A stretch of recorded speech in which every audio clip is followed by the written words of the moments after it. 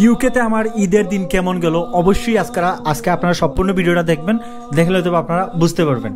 Hello guys, আসসালামু আলাইকুম, welcome back with brand new another video and it's your proxy Shakil UK. আজকে আমি আপনাদের সাথে শেয়ার করবো আমার ঈদের দিন কেমন গেছে।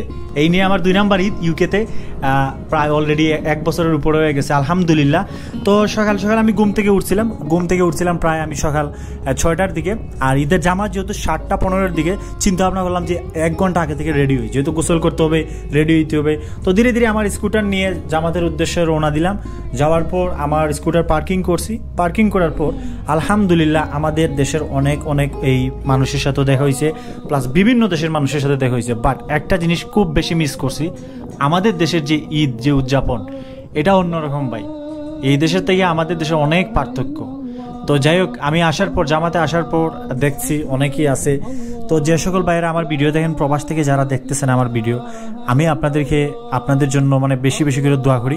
কারণ আমি জানি একটা প্রবাসী মানুষ ঈদ অনেক কষ্টে হাঁটে। একটা প্রবাসী মানুষ ঈদের নামাজটা পড়ার পরই কাজে চলে যেতে হয়। হ্যাঁ, এটা আমি ফেস করছি।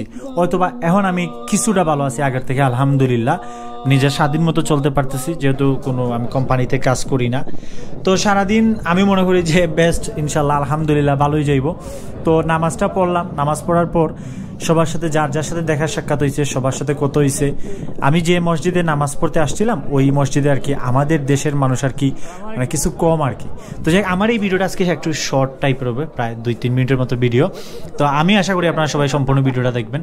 আর তারপর প্ল্যান আছে হচ্ছে ঈদের পর আমি এই জামাত পড়ার পর আর কি প্ল্যান হচ্ছে আমি যাবো আমার মামার বাসায়। আপনারা ইতিমধ্যে যারা আমার ভিডিও দেখেন, ফারদিন এক্স নামে একজন চিনেন ইউটিউবার, আপনারা অনেকে কমেন্ট করেন ফারদিন এক্স কি আপনি কি চিনেন? হ্যাঁ, উনি আমার মামা হয় সম্পর্কে। আর উনার বাসায় যাওয়ার পর খাওয়া দাওয়া করবো। তো আজকে প্ল্যান এই আর কি ঘোরাঘুরি, আত্মীয় স্বজন যারা আছে, কাছাকাছি যারা আছে। আমাদের দেশের মতো তো আর না ভাই যে পাশের বাড়ি আছে ওই আছে, এরকমটা না। এই দেশে ভিন্ন ভাই। এই দেশে আমরা যারা ঈদ পালন করি আসলে অনেক কষ্ট আমাদের যে ঈদ যে পালন করি আমরা। তো তারপরে আলহামদুলিল্লাহ নিজের পজিশন থেকে সবসময় আল্লাহর কাছে শুকরিয়া আদায় করি। আসলে যে পজিশনে আমি আসছি বা বর্তমানে যেখানে আসি, এটা অনেক মানুষের স্বপ্ন ভাই, অনেক মানুষের কমেন্ট করে আমি দেখি। তো একটা জিনিস আপনাদের জন্য আমার মন থেকে দোয়া রইল, আপনাদের স্বপ্ন যাতে পূরণ হয়। অবশ্যই আমার জন্য দোয়া করবেন, আমার ঈদটা যেন ভালো যায়, বেশি বেশি করে দোয়া করবেন। আর আপনাদের জন্য দোয়া রইল। তো এই ছিল আর কি আজকের ছোট্ট মিনি ব্লগ। তো আশা করি আপনাদের কাছে ভালো লাগছে। তো সবাই ভালো থাকবেন, সুস্থ থাকবেন, আমার জন্য দোয়া করবেন। আসসালামু আলাইকুম, আল্লাহ হাফেজ। আবারও সবাইকে ঈদ মুবারক।